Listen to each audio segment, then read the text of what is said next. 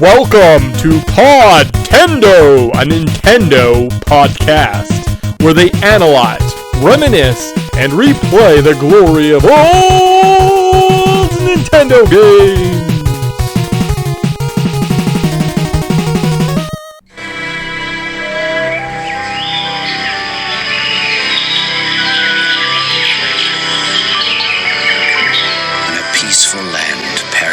Is threatened by an unspeakable evil, and only one person has found the power to restore perfect order.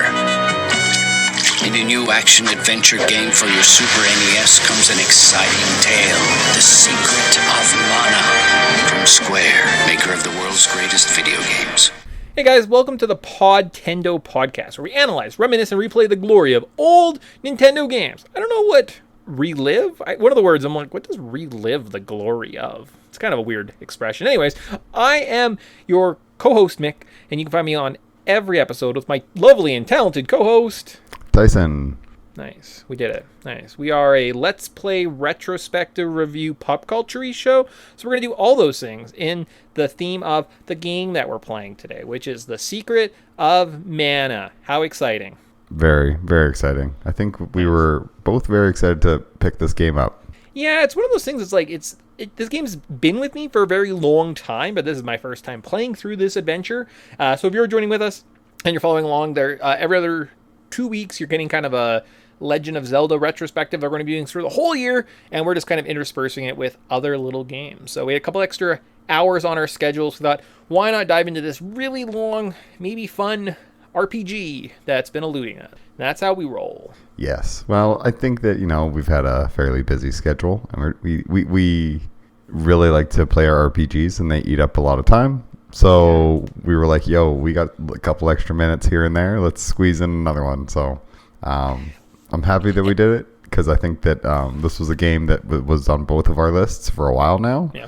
Like, I think it was on a few lists that we've made of, like, games that we need to do, like, in the coming games. So I think it's on, it was always there. So we need to make sure We'll get into it, but, like, this game isn't one of those things that's hard to find or you can't get a copy of it. They keep re-releasing it and giving you a chance to play it. So why are we taking this opportunity? What are we missing? So, yeah.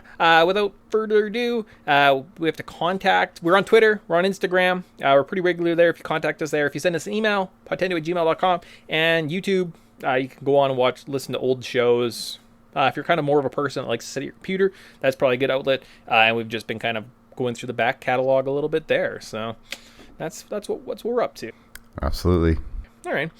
So without, I guess, for jumping into these games, the vital stats for this fun title is The Secret of Mana. I'm going to say maybe both ways. Mana. I don't know what's the right way, so just leave me alone. Developed by Square, the series as a whole has sold over 6 million copies. I don't know if there's like 6 million games. It's not very good selling at that point. Or if there's 2 games, in which case it sold a lot. It was released August 6th, 1993. How Long to Beat has this game at 22 and a half hours. Price at release was, I didn't fill out those parts. Oh no. $49.99. And if we factored in inflation, that would be $87.72 on eShop. I don't think it is available on the eShop anywhere. Potentially, if it's on the PS Vita, it'd be about $10. And you can get so the Where to Play, you can get an original copy on the Super Nintendo. It's on the SNES Classic. I don't know what those are going for right now on kind of the secondary markets. PS Vita, PS4, as well as the Wii in the Mana Collection. So it's fun stuff. Mm-hmm. I think it's also on the Switch. It is, yes, and that's where I played it. So and I forget what that one was. I think even on sale it was like $30 or something like that. Yeah, and I think that they've released a few of the series has been kind of like all over the place, and it's kind of like sometimes it's even changed its name from like Final Fantasy Legends to Secret of Mana. There's sometimes the names change, and it's kind of confusing if you actually want to track down like what the timeline is and stuff. But it's I think that it's nice that the collections are finally getting released, so you don't have to go digging through things. So if you got a Switch, I think you can get all the games in 2 buys. So if it's on sale, like $60 later, and you got the whole series. Sweet. Pretty sweet. And if you wanted to buy an original copy on eBay, the market's anywhere from like $50. I'm seeing like inbox about $150, $200. So it's a little bit of investment, but again, for like a loose cart, for like, there's some cheap ones up here. $22 from China. It might be reproduction though, so don't like try and resell it. Just know that it's going on your shelf for like $22. It's not bad. Absolutely. That's not bad. I wonder if that worked. All right, I'm gonna save that. Anyways, back to the podcast. Not shopping. Yeah, so we're going to talk in this game more detail, more depth. So if you are a fan, you can skip ahead the next couple minutes, because what we're going to do right now is we want to know, what did the world look like when this game came out? What were we doing in our lives? What were you doing with your life, assuming you were alive back in August 6, 1993? So this might be a little bit for the older crowd. We jump in our patented Wayback Machine. We ask Tyson, what's your favorite show? Going to be The Simpsons, Season 4, Episode 22. Krusty gets canceled. Gabbo, Gabbo, Gabbo comes to Springfield and replaces Krusty's show. Cue the comeback special. Or Mighty Max, Season 1, Episode 1, Bewelder in One's Cap. Bellwether. Interesting. Max receives a package from Egypt, is attacked by a lava monster, and teleports to the desert, where he learns that he is the chosen one. So of those two shows, which I kind of feel like maybe we've done this before, because I think we've definitely been in this time before, which would you rather watch, Tyson, of those two? I was just thinking that. I was like, we've been here. Because I think I chose Gabbo, Gabbo, Gabbo last time. But was that because I was choosing between that and SWAT Cats? I want to say yes, because that sounds... I feel like we've been stuck in this time for a little while. So. It's okay, though. It's good time. Like, this is good stuff. I mean, this is a hard decision for me to make, because, you watch Simpsons? I would say Mighty Max, because I know in a few years I will not be able to catch this, and so The Simpsons, I'll be able to always watch it, and Mighty Max is just that flash in a pan of magical 90s goodness. So sweet. All right.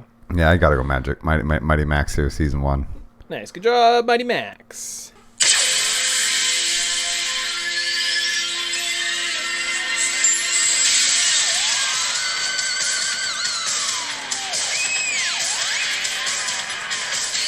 Yeah, Mighty Max is kind of a weird creation of the 90s.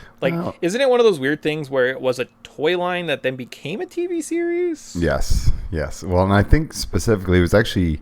Polly Pockets were really popular with girls, and they were like, how did we take this girl's toy and market it to boys? And they're like, well, we add monsters, and we add a hip, that makes sense. rad if you look at some 90s kid. Yeah, like early ones was very simple things. It was like Dracula and Frankenstein and the Wolfman, yeah. Yeah, so they were just very like generic, and then they kind of like, why don't we make a TV show about this?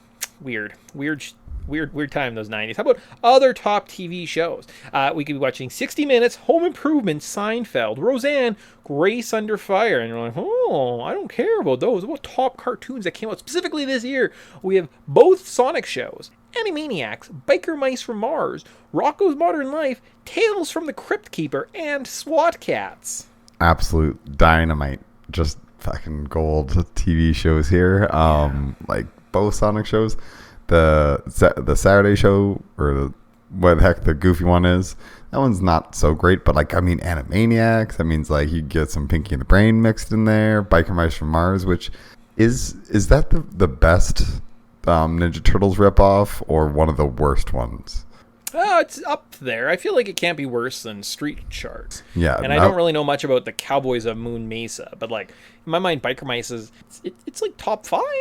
Yeah, it's definitely okay. I want to say it's definitely up there. That's it's a funky, and it even has a game, but I think it's like a Snickers racing game.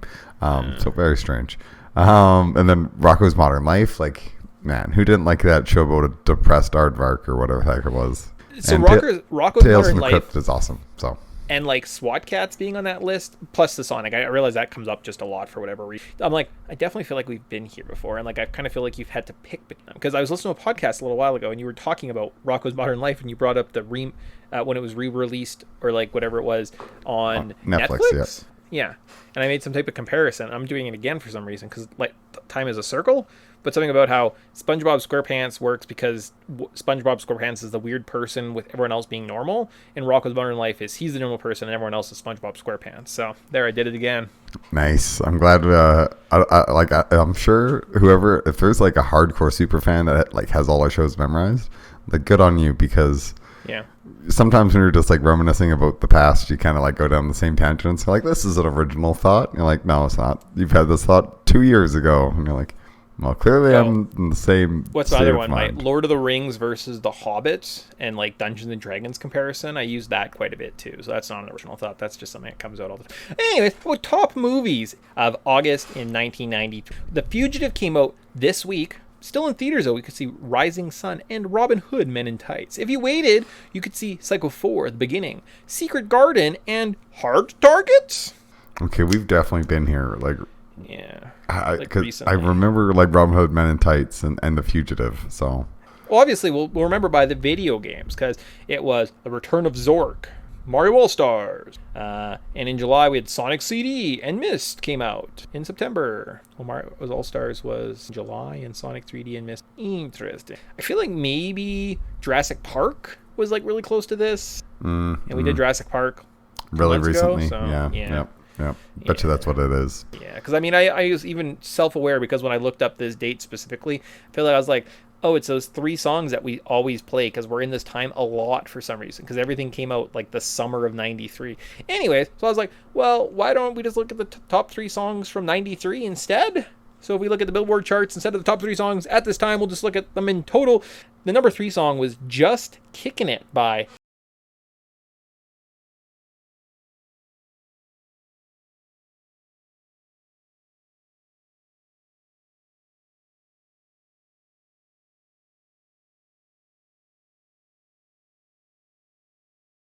Force. Yeah, that's doesn't ring any bells. All right. The next 2 for sure we've heard of though. But the number 2 song is All That She Wants by Ace of Base.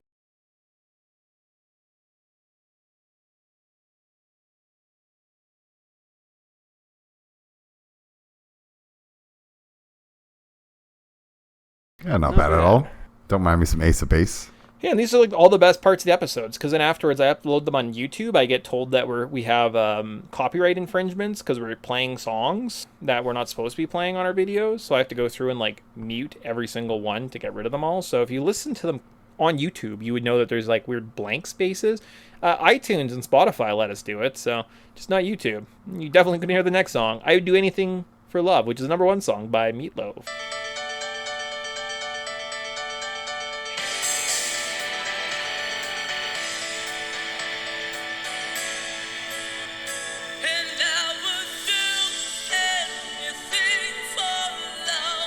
I don't think that was Meatloaf. That's just a weird cover.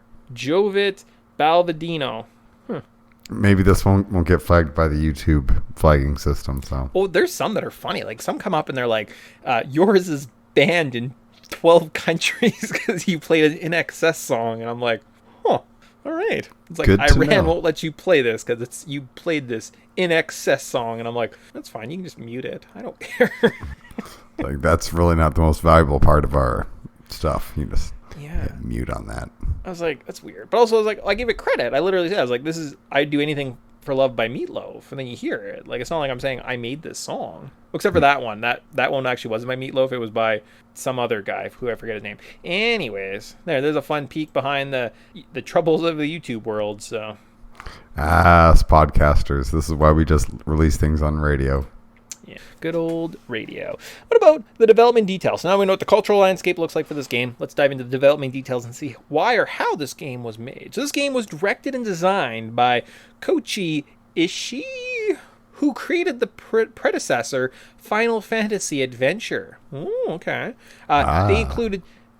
Oh, yes, of course, that famous person. They included several modified elements from Adventure. The attack gauge, level weaponing system, and party members. Oh, I see. Final Fantasy Adventures was the first mana game released on the Game Boy, but they branded it Final Fantasy for some reason because they thought it would sell better? Yes.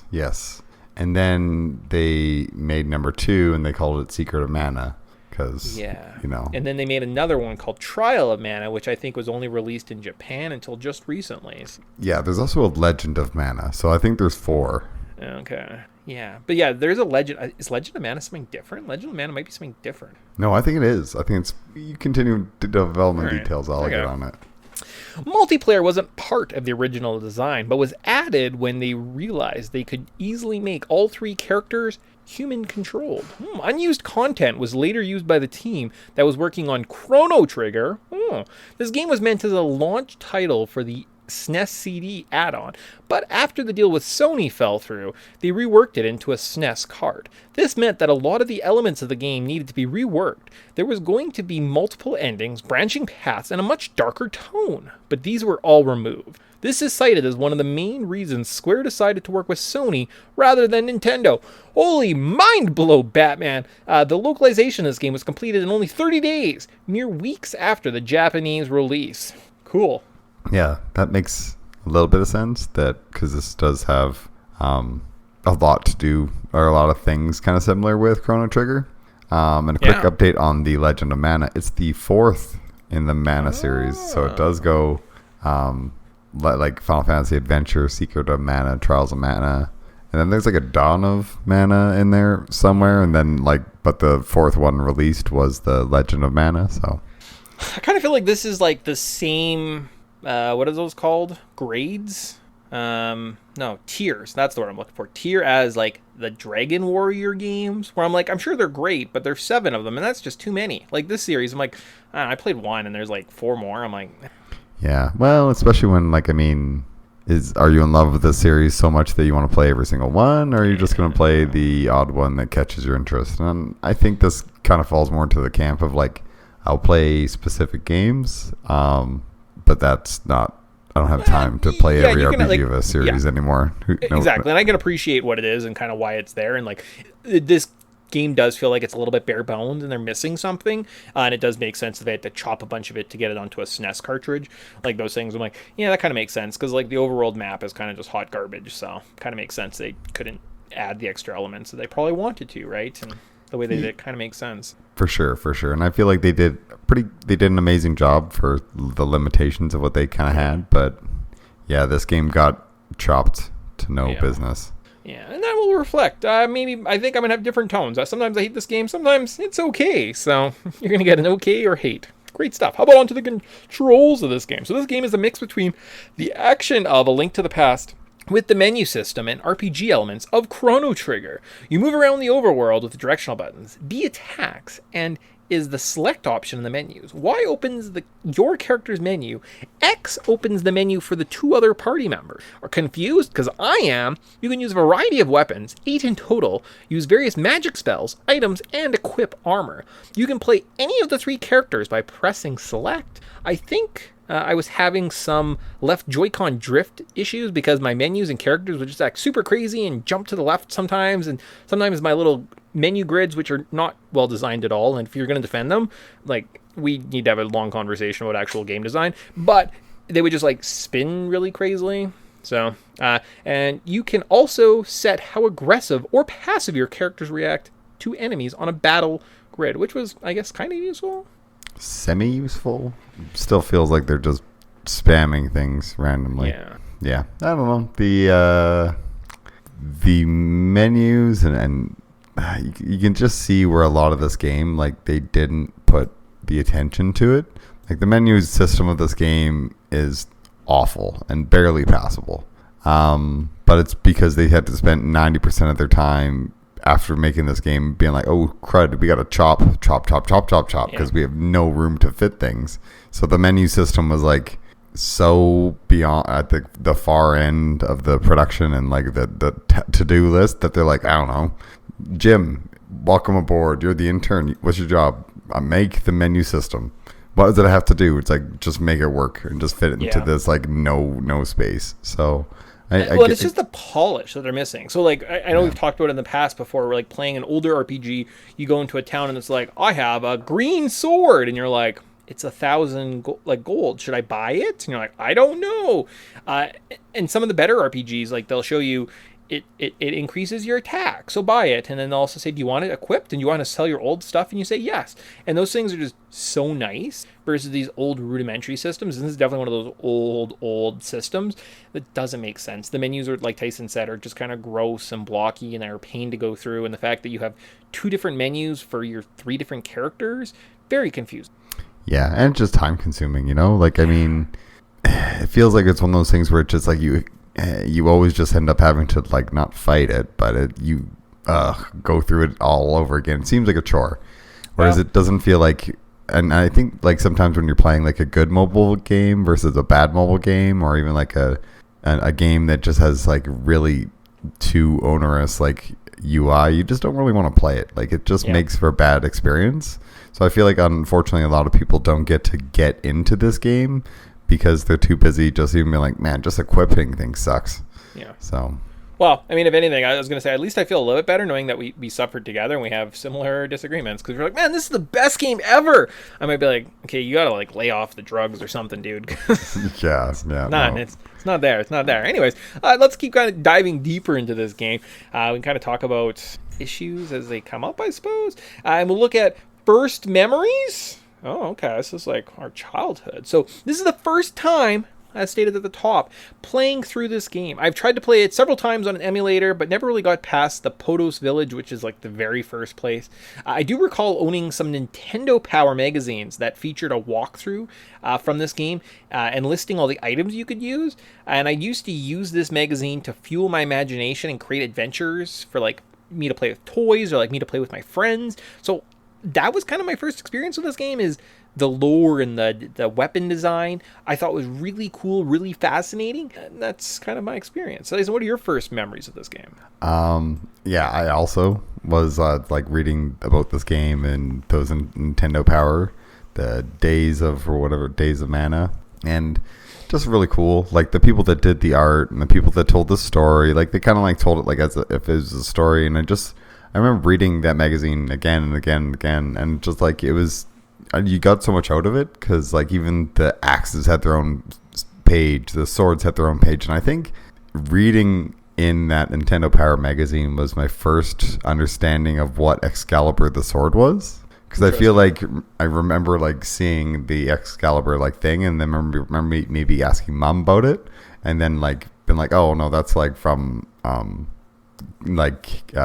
Arthur and like and Merlin and all that stuff. So I feel like right around that time was before the Merlin and King Arthur TV show or like made for TV movie that we were big into, or like the Lady in the Water, the heck the bloody thing was called. Yep. No, that's another weird thing that I'm like, yep, I remember that. And it's got I don't know his name, plays like Alan Grant. He was Merlin. Yep. But I remember specifically like the sword Excalibur, and I remember like knowing about that and playing the game Excalibur 2099 or whatever the heck it's called, or 3000, that other junky Super Nintendo game, but always just like knowing that word because of reading it in the Nintendo Power magazine. So I guess cool.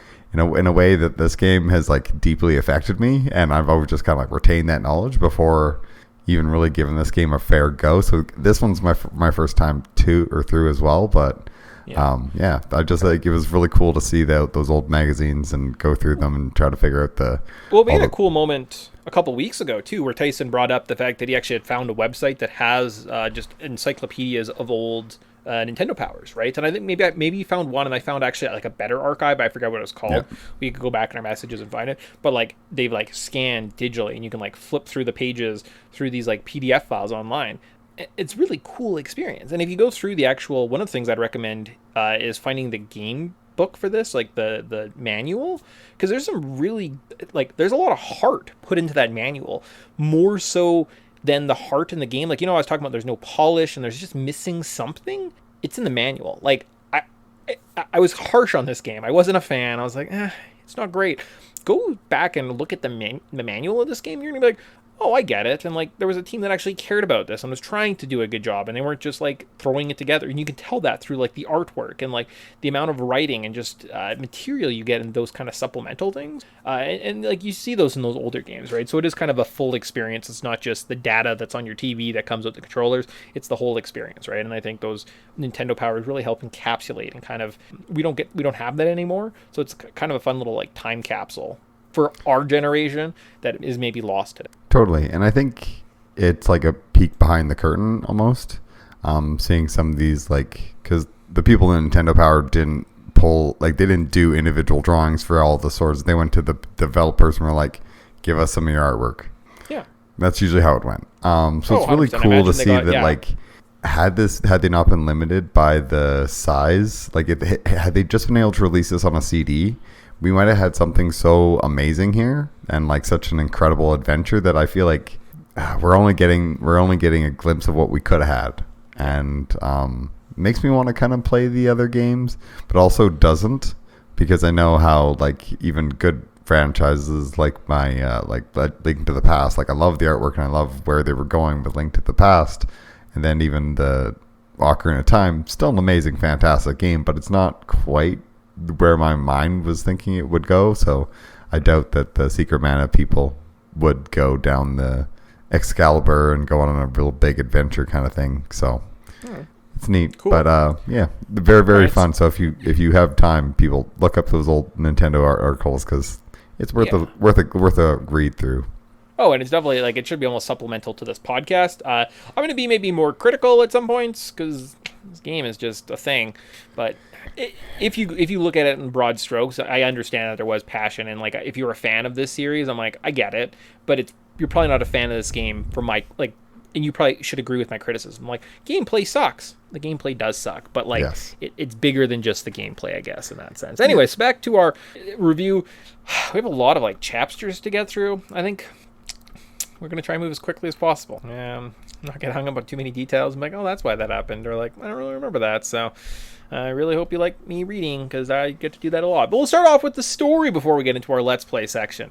Good stuff. So long ago, the Ancient Ones grew powerful and used the energy of mana to threaten the gods. They were struck down in violence and terror. A great hero wielding the mighty sword of mana to destroy the civilizations of the Ancient Ones. That doesn't make sense. After that, peace returned to our troubled world, and the mana energy that gives life to all of us was gain in balance.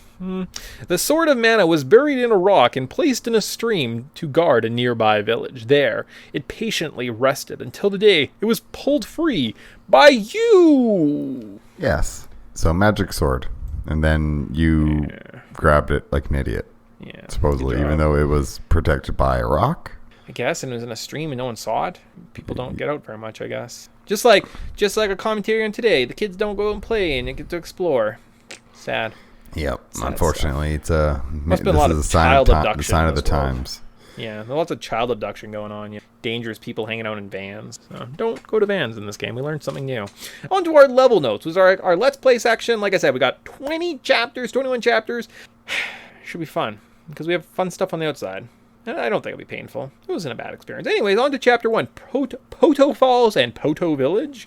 We join 3 characters walking across a log while looking for a ghost. One of them slips off, and it happens to be us. We explore the river area, find a sword, fight some bunnies, and make it back to our village. Apparently, we drew the Mana Sword, a sword of legend, from its resting place, and now the monsters are being lured in. A monster attacks us and our friend. We fight him off, but are kicked out of the village. Oh no! Yeah. Well, seems like don't go looking for ghosts. Pretty generic little opening section, to be honest. It's nothing too special. Kind of. I did. Although think weird about that this we're and not sleeping. Most JRPGs start with our character asleep in bed and they wake up, so they broke the mold a little bit. It's true. It's true. We were walking across a log. There you go. It's different. Change. Secret of Mana means change. How about Chapter 2, Water Palace and Pandora? Now that our adventure has begun, we can explore the forest, maybe get captured by goblins, or not, I didn't, before finding a lady and a man named Gemma in a water palace. She tells us to visit Gaia's navel to ensue the sword with mana. If we don't talk to the soldier here, we miss out on the goblins that can head to... on the goblins. I don't know what that means. We can head to the city of Pandora and meet the king. And if we miss the goblins, we don't get a girl named Prim as a party member just yet. But either way, we are tasked to travel to meet the dwarves. Ooh, exciting. Yes. So there's a few sections where you can break the order of things. And this is one of those sections where you can kind of... because they wanted to do like a branching path system in this game originally. But And you're thinking this is like a weird holdover from that time. Yeah. So so just essentially there's like weird sections where you can kind of break the order, and like almost like speed the game along or slow the game down. So it's interesting. I like what they were doing. I'm not saying it was executed well. I'm just saying I like the idea. Yeah. Anyways, chapter 3 though, we're on to Gaia's navel. We will encounter some more difficult enemies along the way, but there's nothing a little grinding won't fix. If we head into the caves right away, the girl will leave us. There is a small dungeon, well, assuming she's with you. There's a small dungeon to explore before we meet the dwarves. Here we can upgrade our weapons, meet a sprite named Popoi, and fight another boss. After the boss, we get access to the back door, and we can travel to the haunted forest. Yeah. So, one other quick little note: you almost like will lose experience from characters in the game. So, like, let's say you boot up the game and then you grind your main character as soon as you get him. So he's really strong, and then you kind of progress the story and you get the next character. The next character will have the same starting stats as they did if you just met them without grinding, but their level will be higher. So essentially, like, to get better stats, it will almost be even harder to grind them. So you almost want to kind of rush to when you can get your third character, As quickly as possible, and then you can kind of start grinding them. So then they don't almost like lose that extra stat bonus from the earlier levels when you're grinding. So just a quick tip.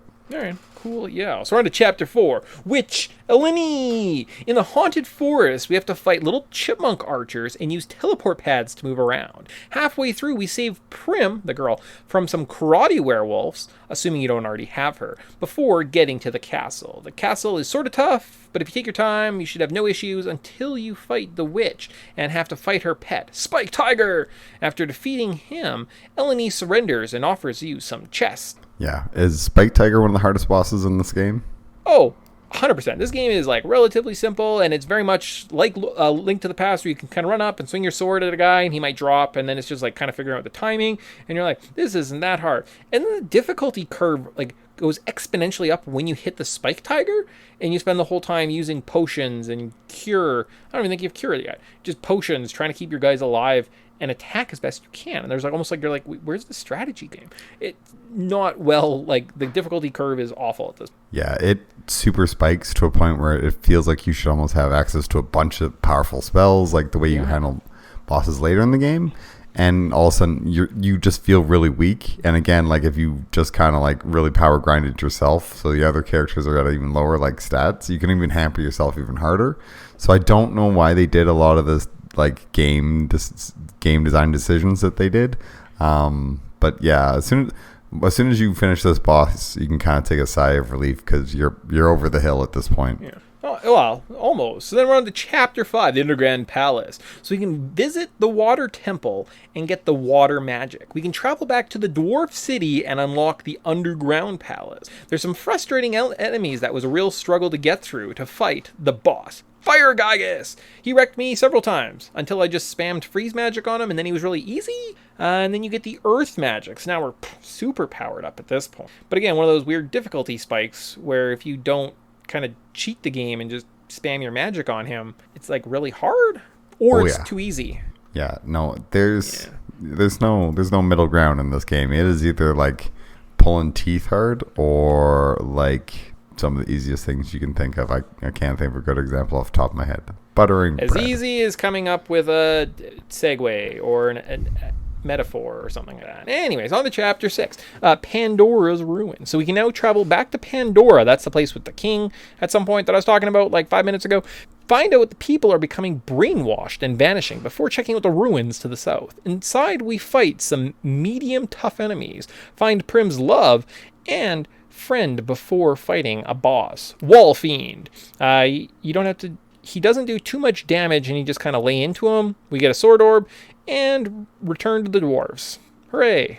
I think that the wall has a reflect or something that can really bite you in the butt, but I I can't feel like remember. there was one of them that when you like has like 3 eyes, and when you defeat 2 of the eyes, it starts kind of like pushing you down towards some spikes, and it seems kind of perilous. Maybe that was him. Maybe not. Maybe it happens again because you fight some of these enemies like 2 or 3 times. Yeah, well, there's a lot of bosses in this game, so they all kind of blur together. Yeah, and it might have been a little while since we were trying to get through. Anyway, chapter 7, so we're on to the thieves' ship. So we're back to see the dwarves, and when we enter, we find a hole in the ground and end up in the thieves' ship. Here we have to fight a robot and get back the water stone. We can return it to the water temple, fight Jabberwocky. He's like a 2-headed guy. He is kind of tough, but if you use some fairy walnuts to recover your magic, you'll be all right.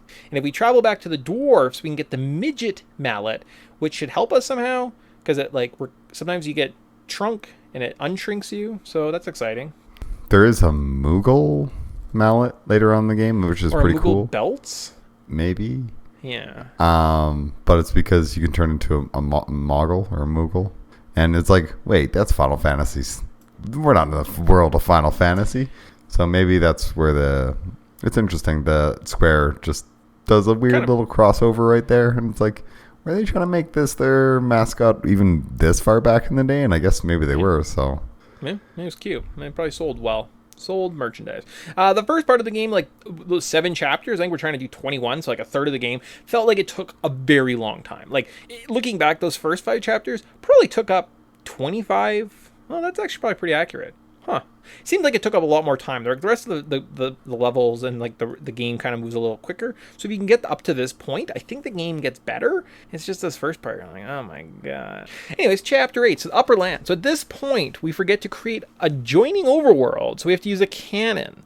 We can end up in a circle that sees the seasons change as we move through the screens. You can save a Moogle village from Sonic the Hedgehog and then walk around in a clockwise motion through the screens to unlock an area with a boss. His name is Springbeak. He jumps at you and has a beak. And after defeating him, Sprite recalls that this is his village. We check the wind shine, meet his grandpa, and gain the power of wind.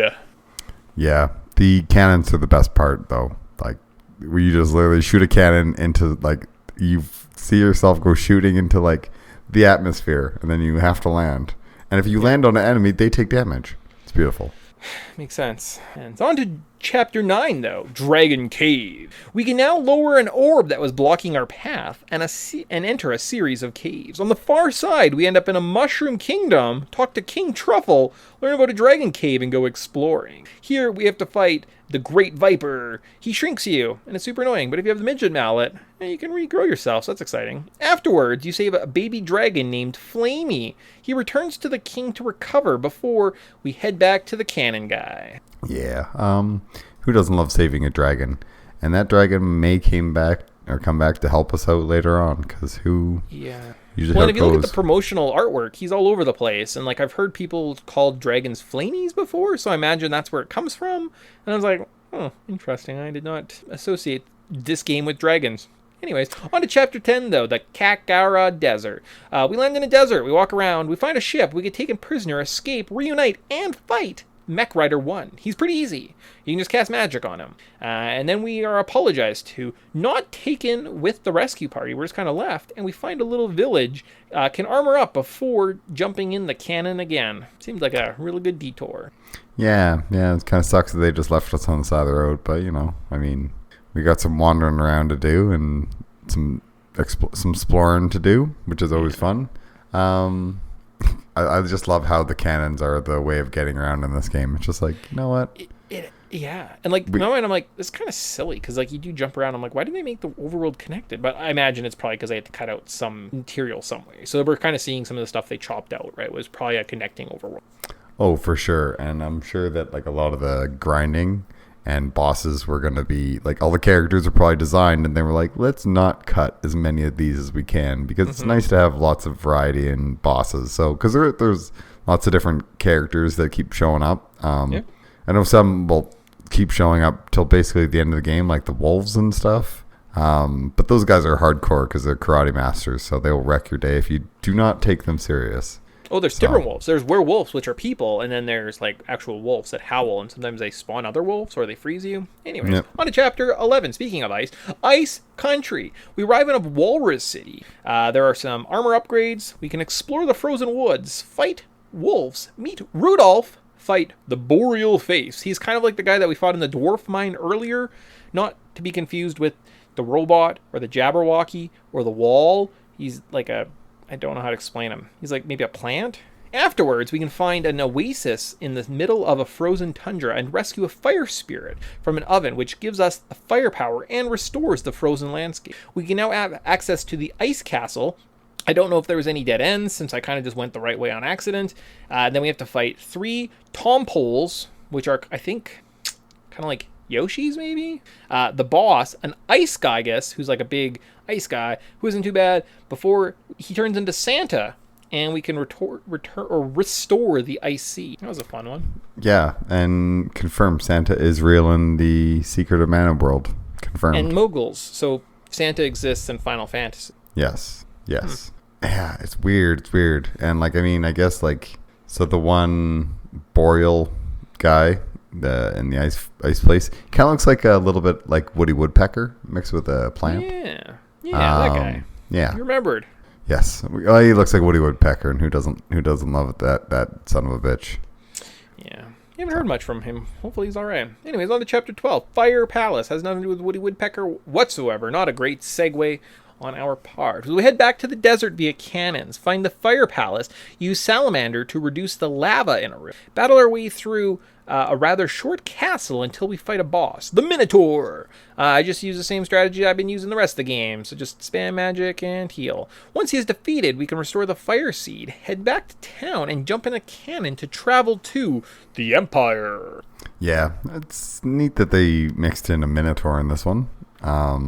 Yeah, feels a little bit repetitive, like we're going back to more fire and ice and fire and ice and fire and ice, but the continuity, like I actually could not, like, so right now, halfway through the game, what are we trying to accomplish? Like, we're trying to restore seeds, but sometimes we put seeds in temples, then guys can come and take them anyways, and like we get the powers, but like they're not unlocked until later in the game when we do something. So I don't really understand like what we're trying to do or where we're supposed to go. I feel like a nice, like, coherent map that kind of was, like, conveying where we're supposed to go, similar to Legend of Zelda, would be beneficial, but they don't have that. No, and I know you can talk to some NPCs, and, like, I think there's, like, 2 in every village or whatever, and they'll tell you basically what you need to do next. But still, it's like, this game is just so disjointed and messy, where I feel like chopping if I wasn't it up, following a guide and I didn't read like go to the cannon, travel to the Empire, like I wouldn't know how to do that, and I wouldn't take the time to explore it, so I wouldn't play this game. So the conveyance of this game is just god awful, and this is one of those points where I'm just super fed up with the experience, and I'm like, I'm gonna beat this game because we're doing a podcast. I mean, if anything, I was also watching a Let's Play from HC Bailey at the same time, and I beat the game before I finished watching it, so I was playing the game more than I was watching YouTube, so that's exciting. But also, it was kind of a boring Let's Play. So yeah, well, I feel like sometimes people dawdle in YouTube Let's Plays because they're like, I want 100% this random RPG, and you're like, yeah, but he's good. Like, he doesn't even show you the menus. Like, it's just go with him, right? So like, he usually does good work. But I think, again, one of those things like, oh, now we just have to run over to this city for no reason. You're like, oh, okay. And now we're backtracking over to this city for no reason, and then talking to this one random person in this one random building, and now we can go to the next area. I know when this game came out, like in Japan, they actually came out with like it cost more money or whatever it was, because like had 2 manuals. It had like the game manual and then the game guide, so you basically had like a step-by-step guide of where you were supposed to go in this game, because the conveyance was terrible. Yeah, good job, team. Anyways, I mean, hopefully it doesn't get worse in the next 2 chapters. Can't imagine it can. So on chapter 13, the Empire. So we start off in Southtown. We learn that there's a secret code that we need to get access to the sewers. We then use them to gain access to Northtown, buy some armor upgrades, and can venture into the ruins. We fight through some enemies, refight the wall, except he doesn't push us. So at some point, maybe he pushed us before. Have a final showdown with the boss, a vampire, and he flies around, and you cannot physically attack him when he's doing this, so you just spam magic. Great. Much like we've been doing. Yeah, you got to change up the strategies. But that gets us to Chapter 14, the Imperial Castle. So these random freedom fighters now will now help us gain access to the Imperial Castle. We can get caught, have to fight a Metal Mantis before freeing our friends and fighting our way through the rest of the castle. Near the top, we fight Mech Rider 2. He's kind of just like the first one, except the area is not as big. The castle begins to self-destruct, and we are rescued by the Shroom King and our new dragon, Flamey. Yeah, now we can fly around in this dumpster fire of a map. It's not good. I mean, I do like the part where you can like press start and it shows you the whole world and you're like, okay, I'm here and I can reorient and fly over there. But like, I don't know where, like, landing spots and not landing spots aren't well defined. It all just kind of looks the same. When you get really close, it's just a blur. Yeah, no, this is not good. I get that it's like, oh, you can finally explore, but like, I mean, we've played how many good RPGs that have this built, like the overworld, it just works. It's not a thing that you have to think about. And then Secret Mana, you're like, there really isn't an overworld. And you're like, yeah, because they had to cut it. Well, you have to bounce around from section to section to section. It never feels like you're on a journey. It feels like you're constantly just completing the next task and the random checklist of tasks and the random checklist of where you need to be. So it can be frustrating because it's like playing so many RPGs. It's just a standard thing where you almost feel like you're going on a journey. You know that, like, oh, I have to run when I'm running across the fields of wherever, or when I'm running across or when I'm trying to travel to the laboratory in Final Fantasy VII. Like, you know where you are, and here it doesn't feel like you can't place, like, oh, okay, this town is close to this town, because you're constantly just shooting all over the place. Yeah, it just doesn't. Well, yeah, and trying to figure stuff out. So I'm thinking, like, what other game have I played recently-ish from this era? Final Fantasy VI pops in my head, and I'm like, I feel like that was released in '94, so a year later. Final Fantasy IV also had an airship, was released in '91, so 2 years prior to this. And Link to the Past, I also, just double checking, was released in '91, '92, and had a better map. So good map, bad map, good map. There obviously was stuff out there. I don't know what happened. Yeah, and I mean, like, Final Fantasy IV was released in '91. Yeah. Like, yeah. I'm sorry, but, like, I mean, and that game's not a perfect game. Don't land on trees, don't land on towns, don't land on mountains, land on green spaces, make the green spaces notable. Yeah. It's that difficult. There are no green spaces in this game. Yeah.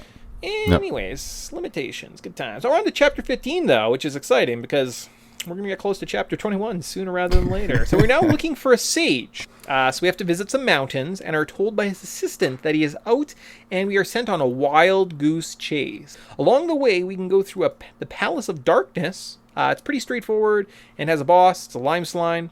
I think this one doesn't expand. He's not too bad. We can now fly to a golden city, buy some new armor, talk to a guy who mentioned something about a key, return to Southtown and retrieve the aforementioned key, and then we can venture up to a short castle, fight two bosses, a Spike Blue, which I believe is the tiger again, and the Gorgon Bull, who's the Minotaur. Use the same strategies as last time. So, good old Chapter 15. Yeah, it's almost like this was the clip show chapter. Because as soon as you accomplish something, you have to go back and talk to the sage again, and you're just like, I don't want to climb this mountain. It's not just go. You have to, like, climb the mountain. And at some point I talk about this. I don't know where. Is it my current thoughts? Yes. We'll talk about it then. I'm just going to say it's really annoying that you have to use the whip to get over certain obstacles. But if you're not using the whip as your main weapon at the time, you have to go into the menu and equip it and then use it before you have to quit back. That's not very good game design. So, Chapter 16, though, True Courage. The sage's assistant sends us to some type of weird moon palace where we get our second to last mana power. So that's pretty exciting. Before returning to Charon, going back to the sage's place and learning that he is in Talsknika. Yeah, and in this place, we talk to Gemma, fight a guy who's controlling the king, return to the sage, and fight ourselves. The sage turns out to be the assistant all along, and I don't really remember the point, why we were talking to the assistant, so that's exciting. Yeah. At this point, I am just doing things because the walkthrough was telling me to do things, because I'm not really invested in the characters or know if we're saving the world or if we're secretly working for the bad guys or what's going on. Yeah, no, that's kind of where I'm at. Good old IGN walkthroughs. Thank you. Chapter 17, though, is the Sunken Continent. So we can venture to a temple, see a big bad, fight one of his men. His name was Argaropolion. Save the last mana sprite, who's like a funny tree, and escape the continent as it rises. I don't know why we escape. We then return, find a secondary entrance, solve some puzzles, fight another boss, Hydra. He's just like the first ones. I think he's maybe like the Jabberwocky. He's got like 2 heads. He's a dragon. Good times. Yeah, I think so. And I mean, gosh, really feels like they're starting to reuse a lot of assets. Uh-huh. Yeah. I feel like this game would have been better if they would have just cut it in half and only used each enemy once, but who am I to say? On to the Grand Palace in Chapter 18. So we appear outside the Grand Palace and now have access to a secret entrance. We have to activate several orbs throughout the dungeon. Each orb unlocks a path to the next orb. Best puzzle ever. We fight 3 bosses, the Yoshi dinosaur guy, a big snake who's really hard, and a mech rider again, except this time he has magic defense. So it means very slow-paced action. Afterwards, the Mana Fortress is activated and the end of the game is near. We can armor up from Nico, max out our mana spells, and prepare for the end game. Yeah, and you're going to have to max out those skills. Grinding is not like optional. It's a requirement in this game. Uh-huh. So the way you do that is you essentially just have to go and like cast your spells repeatedly. In the Wind Temple, where Pompo's grandpa is, you can just like cast all your healing spells. So that one's not terrible. And then in terms of offensive ones, find an area that's close to a village. I think I went to the Ice Forest and just ran around and cast all my spells. They go from levels 1, 8, something like that, maybe 9, I think 8. And the way it works is each time you cast a spell, you get 8 minus 1 or 8 minus its level in experience. So at level 0, you get 8. At level 1, you get 7 per cast. Then you get 6, and it like depletes, and you have to get to the same target, or maybe the target goes up. It takes a really long time. It's kind of annoying. Yeah, and the other crappy thing is like you can't just like run around and randomly cast it. Well, you can, but if you're not near an enemy, you'll take 15% XP reduction. Now imagine trying to do all your grinding and realize halfway through that you're like, oh, I need to be standing next to an enemy. Great. That's why it's taking so long. Great. So funny enough, in fact, my paragraph that I'm going to read for the next chapter basically just went over those points that we just talked about, so I don't have to reread that. However, I don't think you need to do everything. You definitely want your heal spells, anything that buffs your characters, but there are a couple spells that are just kind of like useless. They don't really do anything. I didn't write them down, but if there like should be a good guide out there, and I think like you have some offensive spells, some defensive spells leveled up. That's about it. My guide was also saying, so on to Chapter 19, the Pure Land, that you want to be about level 60 to enter the Pure Land-ish. You can run around and collect some rare gear, fight not 1, not 2, not 3, not 4, but actually, I think 4 dragons. So that's pretty exciting. They're all pretty similar, and if you know what their weakness is, they're not bad. And then there's a thunder guy, I guess, and if you use rock attacks, he also goes down. So that's pretty awesome. Yeah. Again, I just don't really think of dragons when I think of Secret of Mana, but a lot of dragons. There's some dragons. There be dragons. At some point, we're still trying to unlock the Mana Sword. I think that's what this all has been about. So we get magic spells, and at the beginning of the game, we're told that the Mana Sword is more powerful than any magic could ever possibly be. So that's what we're trying to do here. And at the end of the Pure Lands, we end up finding the Mana Tree, which is going to help us unlock all these mana spells, power up our spells, which is great. And as we get over to this overlooking cliff, we're like, cool. And then it's blown up. And we're like, oh, no. But the tree's then like, oh, by the way, I'm your mom. And your dad, he was the ghost from the beginning, so go have fun in the Mana Fortress, son. And you're like, that was heavy, finding out your mom is a tree and your dad is a ghost. Yeah. Not sure where that came from, or where that was hinted at. Yeah, no, cool. All right, but we're on the final chapter. Apparently we only have 20 chapters, not 21, so I could not be happier, because we're almost done. All right. All right, so we can fly up to the Mana Fortress in the overworld map. There are some tough enemies, but nothing too bad. And if you don't have enough magic points, you may have to leave, refill on fairy walnuts, and then kind of go back and do through it again. I think it took me like 2 attempts. I was in my high 60s, maybe at 70, and I didn't have like too hard of a time. We have to fight through a series of puzzles, which are basically whip gaps, which I don't think is a puzzle, and I hate you game. Then we have to fight a boss, which is Buffy. He's a bat. Use Prim's light beam on him. All right, a dark gel thing. Use dark magic on him. And this guy, like, as he does more damage, he expands to the point where you just kind of stand there and have to span. Thanatos, who was kind of like the overarching bad guy in this whole game. He was fighting against us, but we never actually talked about him because he just shows up and he's like, I'm bad. Bye. And you're like, oh no, not that guy. Use Prim's lucid beam on him, and he dies. We then have to fight the final boss. Let's stop before we fight the final boss. Any thoughts on those guys? This final Mana Fortress up to this point? It feels very like sort of boss rushy. I guess it's like same kind of problem I have had with a few of the RPGs that we've played, where it just like feels like the bad guy's not developed at all. Yeah. And you're just kind of like, oh, surprise, I'm that guy. Like, I'm getting a Dragon Warrior vibe where it's just like, didn't we kill you already? It's like, no, you killed me in the past. It's like, but that means you're dead. It's like, no, it's me in the future now, and I'm stronger. It's like, I feel like I'm confused at how you structure a story, but okay.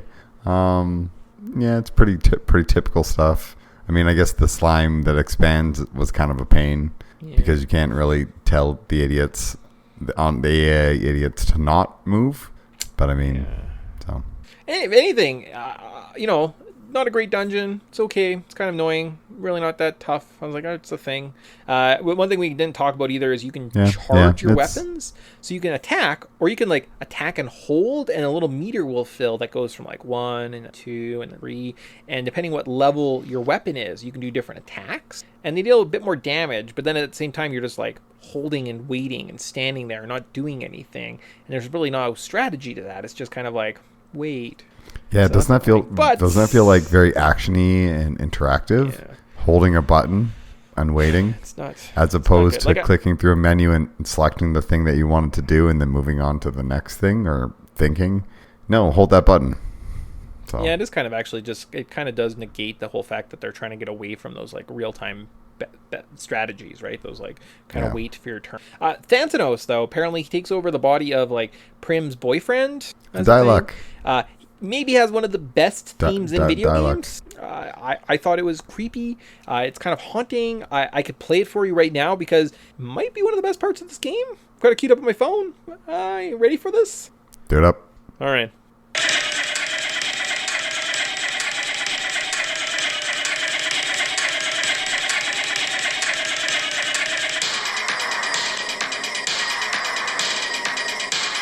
Now, if I was telling you that you were fighting like a 20-foot tall lich king monster that goes in the ground and his arms come up and grab you, that's the kind of music you'd want playing with it. That's going to be our outro song today. I don't care, YouTube, you can suck it, because that is freaking awesome. It stuck in my head for a while. It's great. Best part of the game.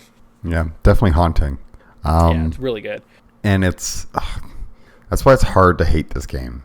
Because it has so many amazing little bits and pieces going on, and sound design and character animation and stuff like that. Just like, it's really well done.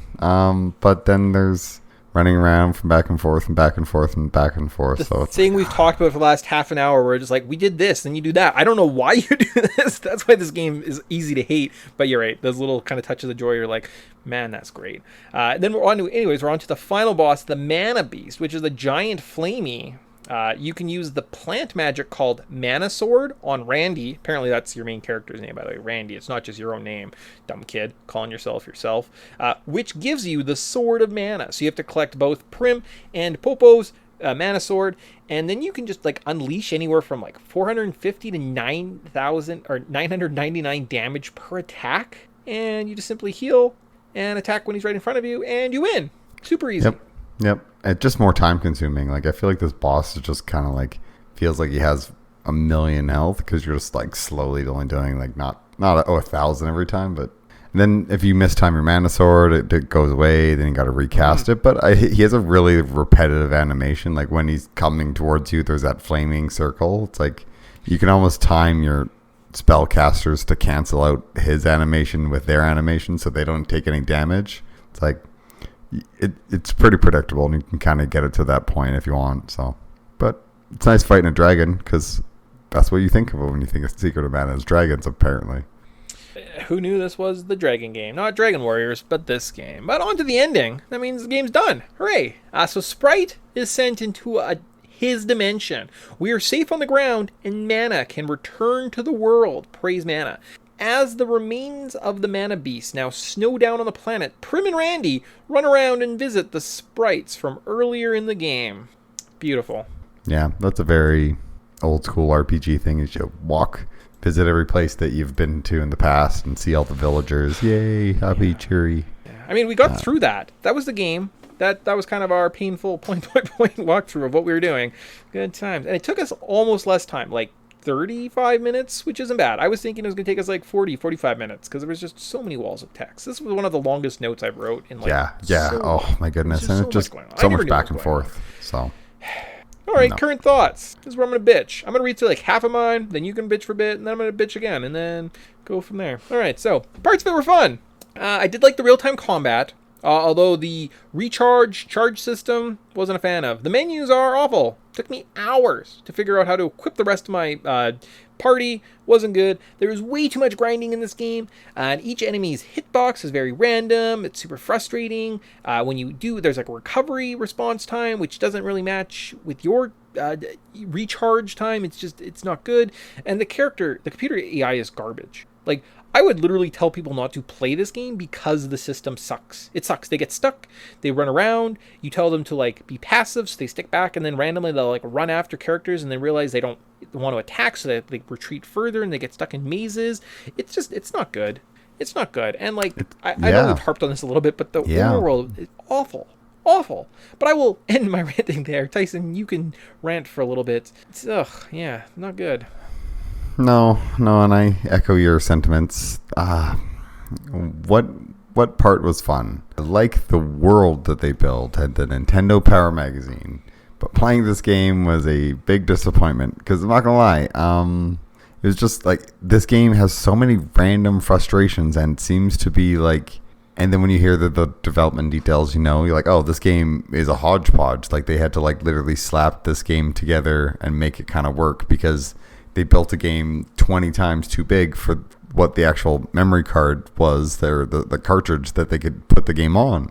So instead of doing the sane thing and chopping this down to a very tight 20 or like 10 chapter kind of story, they spread it out over 20 chapters. And it's like, you could have just done this so much tight and so much better. Like, that's why I almost think that the Dragon Warrior series is good, because the first one's so short and so like, pick it up, chew it, and spit it out. You can do that 50 times.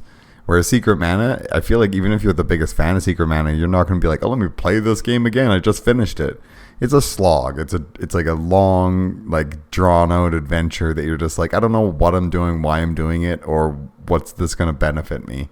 And I know I'm going to have to grind and do some things that I don't want to do, and I'm going to have to fight with the game to just equip like things, or just to heal my characters and have to go through and rotate things. Like, this game has so much potential, but then you get this really disconnected mess, and you get like, I always wanted to love it, and I always like thought that, like, just give it enough time or whatever, but like, I feel like unless you have 3 or 2 other friends to play this like co-op with, I definitely could not recommend playing this with like to somebody. It's like, oh yeah, pick it up, it's an easy casual game. It's like, no, this game is a grind and will make you reconsider playing this game for a podcast. Oh, 100%. And I mean, so one of the notes I skipped over was, I think it's an interesting merge of A Link to the Past and like Final Fantasy 2/3 or 4 and 6 if you want to be like super technical. But I would recommend just play those games instead. Right? Like, play Chrono Trigger, play any of those games, they're fine. But this is kind of like, I talked about on those levels, I just don't think it holds up, right? Now, while finishing these notes, I looked up the game's manuals, and oh man, the attention to detail in the artwork, in the writing, in the care and the love that went into creating this document kind of makes me like want to forgive this game's shortcomings for it. Like, a bit, and I can understand that if you grew up with this game in your household and you had these manuals and you had these cherished memories, you'd still hold it dear today, and you'd be one of these people being like, these guys are idiots and they're assholes and they don't know what they're talking about. But if you don't have that nostalgia, you don't have that extra material, this game on its own is not good. In the broader sense, maybe it's a fun series and it's like interesting to you, but I think for the majority of the people looking into this adventure, they wouldn't like it. And like, I don't unrecommend things, but this is definitely one of those ones that if you've never played this, don't. Like, skip it. Like, even some of the bad games we played, I'm like, it's worth a chance. Like, give it a try. It's fun. Don't do it. Look at the manual for this game, and you will get a much more enjoyable experience than actual playing this game. So, yeah. How do they make it on totally. the SNES Well, that's Classic? why I think that, like, honestly, if they cut this down instead of being like a 20 to 25 hour, like, drain brain game, you made this like 10 hours. It's fun. Yeah. There's lots of little cool little things you can go, and you don't have to necessarily make it so it's they could have spent more time working on how the menu system should work and how the combat system works, because honestly it's like the real time, the hold wait till your bar charges, like, really just feels like give me turn based, so I don't have to waste my time standing in a corner waiting for this thing. Like, it feels like a lot of the game designs from this game just got stolen by the worst mobile game developers, and they just were like, this is perfect. Everything has a timer. Just give everything a timer. And you're just like, games should be like interactive and feel like there's feedback, not wait till that bar fills up and then you can hit the button again. It's like, ugh. So. Well, and so one of the things that's interesting, a lot of fun. I just pulled up the Super NES Classic Edition, and like looking at the games on here, so you kind of scroll through quick and you get to Super Mario RPG. That's a super fun, rewarding experience. You get to Link to the Past. That's a super fun RPG experience. You get to Fire Emblem. I don't remember that one. Final Fantasy VI. Phenomenal game. Super. Earthbound. Top notch. And Secret of Mana. One of those things does not... And like, I'm surprised people don't rip on this game more compared to some of the best RPGs ever. And then you throw this kind of pile of garbage at it. I don't know. It just seems strange. Yeah, but I think people kind of gave it a pass because no one really played Secret of Mana. Like, I mean, for a series to sell 6 million units is not good. Yeah, I guess. Unfortunately, and like knowing that there's more than 5 games of this series, it's like this is rough stuff. Like, I mean, obviously the people that were behind this, or the heads of the headed this, are like, were clearly like, had good, because they worked on Chrono Trigger. Like, they know what they were doing.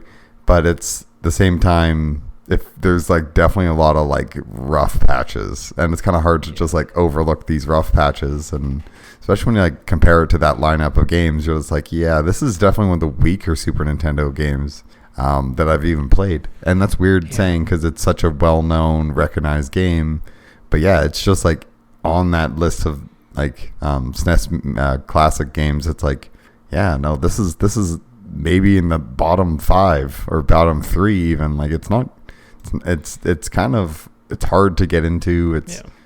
And they don't even give you the bloody manual with the thing. So so that's just fun. in kind of that, what was it, 6 Looking at million the total? pictures. So the Dragon Quest series, now there is a lot more Dragon Quest, Dragon Warrior games, whatever you want to call, 80 million copies worldwide. And Final Fantasy series, more than 150 million as kind of the franchise. So, I mean, this does not hold a candle. Most of those games individually probably would sell this whole series. So, just something interesting. I feel like, but at the same time, I kind of like it, and I kind of hate that I hate it, and I kind of want to be like, I feel bad bringing up those stats. Now people that are like fans of this, or like that are never going to give this a chance, I don't think we're that popular that I have to worry, but it's just something you need to know. Anyways, how about what would we change? So you're allowed to change one thing on this. So let's just move on from this great experience that we had. Awesome. Good job, team. What would you change? See, I can take this 2 ways. I would, if you're still limited with the size of the NES cartridge, make this a 10-hour in and out RPG, more heavy action, less RPG.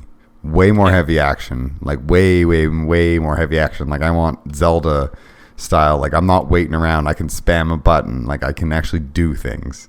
Don't make me wait. Like, let me do that. Cut it down to 10 hours. Don't make me see a second, like a boss multiple times. Don't make me do it.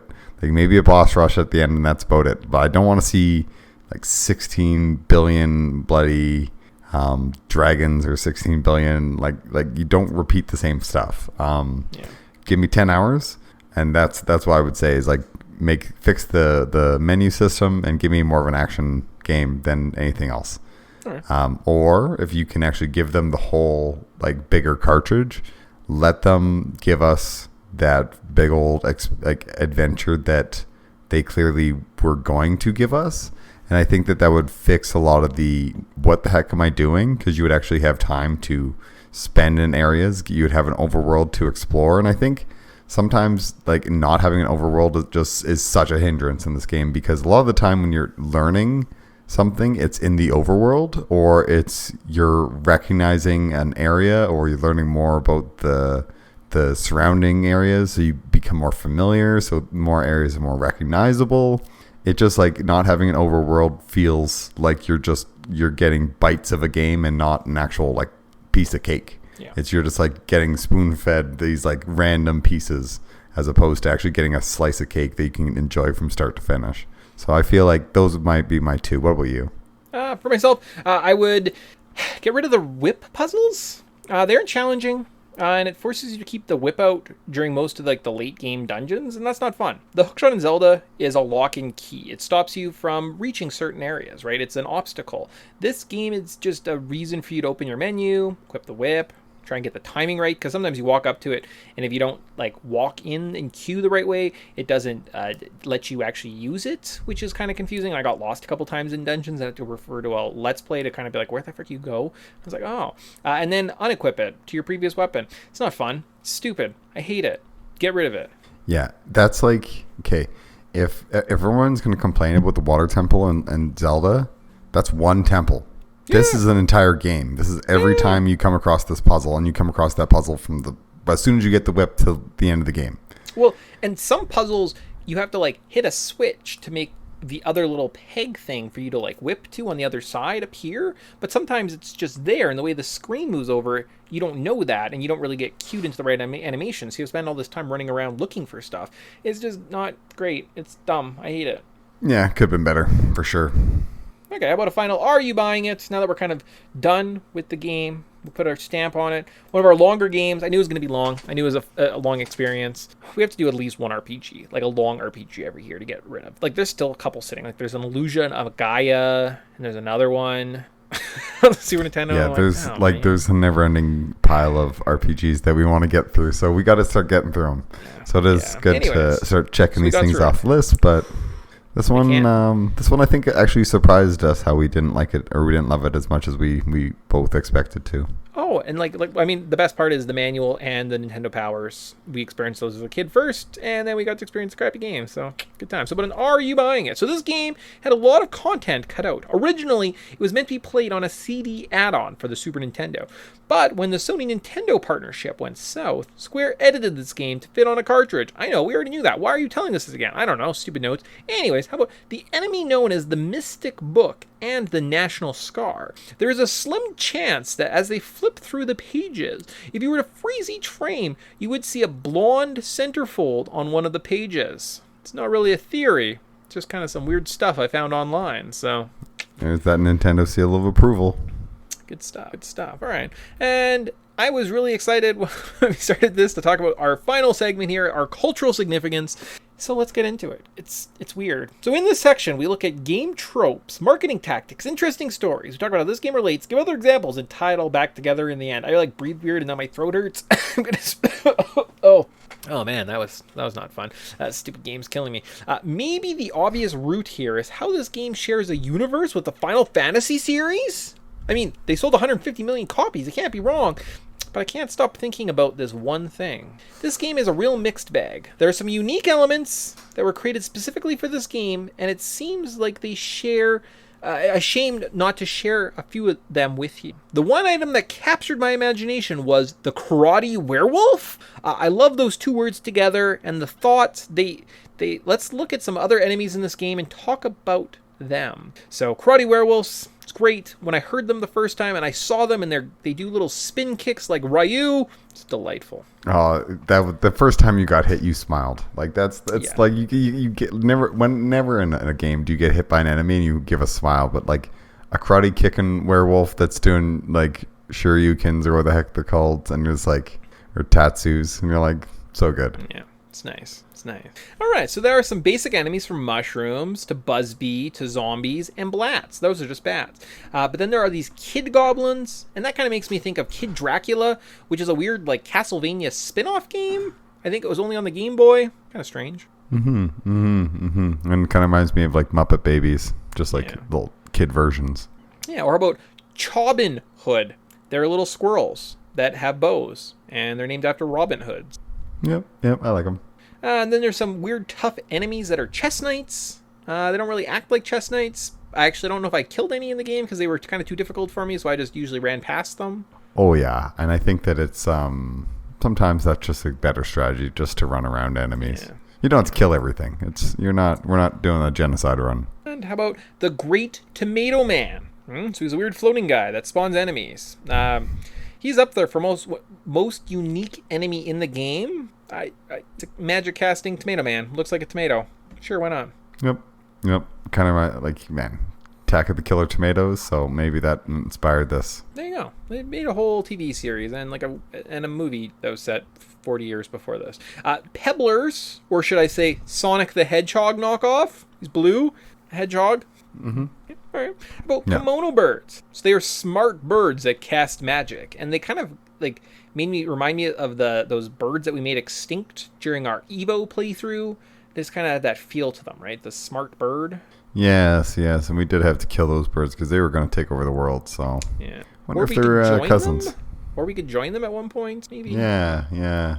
That game was weird. It was weird, but you know what?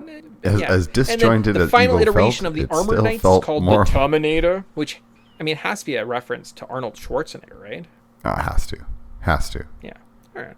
And then finally, our final paragraph of this podcast, my favorite, the Karate Werewolves. I thought this game was amazing, What a cool concept. How unique! Until I searched the term Karate Werewolves on Otherworld Wiki, and under werewolves, common traits and abilities, and I quote, combat ability. Werewolves, in their wolf form, fight just as a normal wolf do. In human form, werewolves are shown to possess skills in advanced fighting styles such as karate. I have so many questions. Would a werewolf in human form not just be a person, and can people not just learn karate? Yeah, but this wiki article is suggesting that humans that are turned into werewolves, when they turn back, they know karate, and that's just common knowledge. Oh, that's bonkers. Yeah, that's really bonkers. Like combat abilities from werewolves off Otherworld Wiki lists them knowing karate, and that's just normal. That can't be a thing. Who made this thing? I don't know. I don't know where it came from. I don't know where it is. Maybe there's some TV shows I don't know about, TV series, it's probably from a book title or something. Someone who's like, no, this is cool. Then everybody that gets bitten now knows karate, and you're like, no, this is a silly thing. I feel like in my mind, werewolves are very Eastern European, and in my mind, Eastern Europeans don't know karate. Yeah, I don't think of karate when I think of werewolves. I might have think basketball from Teen Wolf. Teen Wolf, but karate. I'm not gonna lie. When I got hit with a spinning kick from one of those wolves, I did not. It was like, this is something that is very common. I just was. Yeah. So there you go. There's a weird thing. Like I said, Googled karate werewolves, was so excited by my findings, and I was like, well, that's my cultural significance, because that is freaking weird. And I guess questions make this game culturally significant. There, I said it at the end. Hooray. Yeah, I now have a Wikipedia articles to start going through and scratching my head. Yeah. So. No, it's a weird one. So yeah. So anyway, if anything, this game gave us that. It gave us some fun artwork to talk about, and broken game mechanics to be like, but that's kind of Secret and Mana in a nutshell. One of those games, again, I've kind of been meaning to play for a long time, so I'm glad I did it. I'm glad I got to experience it with you. Glad we got to both suffer. Good times. Yeah. Yeah, I don't think I would have been able to suffer through it without knowing that I need to complete it for this podcast and that you're also playing through this thing because sometimes misery loves company. Yeah. And I mean, on the plus side, it was handheld. It's on my Switch. There was a good save feature, which was kind of nice, right? Like, I wasn't worried too much about save points. Used it, I played it a bunch while I was riding my exercise bikes in the morning. So I don't know if I lost weight as a result because I've been doing lots of snacking lately, but I've maintained. So if anything, this game's helped me maintain my figure. So that's a perk. Yeah, that's a good perk. Yeah. It's a good time. I guess if it's on your bucket list of gaming, which it is for us. So we can now tick that off, and yeah, now maybe we can look at some of the other games in the series and see if we want to approach them. But this might be the last time we ever talk about this game, unless maybe Adventure, maybe the first one. If we wanted to get into handhelds. Yeah, I was thinking Adventure, just because I know there is a Mystic Quest crossover or tie-in somehow there, and I'm I love Mystic Quest, so. Well, so I know there's Final Fantasy Legends, and those are a different type of games based on a different, Saga games or something like that. There's this whole confusion on the Game Boy of what Final Fantasy is, so that's something maybe we could look at some point. Right now I think we've got some more fun games to look forward to in the future. So that's what I'm looking forward to, and I'm glad that I can erase this game from my memory. Absolutely, and on to the next one. Yeah, all right, so with that, did we miss anything? James Bond. I think that's nice. Good job. That's about about it. an hour 25 minutes. And that's kind of what I was expecting. Yeah, it's good. I also feel like my internet connection is I moved my computer over a little bit, and it's been kind of blocky. I've had some interviews and some meetings that have kind of are acting kind of erratic, and there was a couple times where I didn't really hear what you were saying. So when you talk for those long periods of time and I was just quiet, it's because I actually couldn't hear you. So it's exciting. Yeah, I'm kind of having the same thing. I think it might be a Skype thing. Yeah. Oh well, we can always go back to phone calls on the next one. So good job, team. Or we can go Discord. We got lots of options, so we'll figure it out. Lots of options. Yeah, for sure. Awesome. Okay, so with that, that's kind of all I got. I think we say goodbye. See you later. Talk to you, I guess, in 2 weeks. We got a final Zelda, wrapping up Ocarina of Time. But but we're not really wrapping it up. That's a thing. Yep. Finishing up the game, and then we'll talk about it more in a month and a half. So good times. Anyways, so with that, bye guys.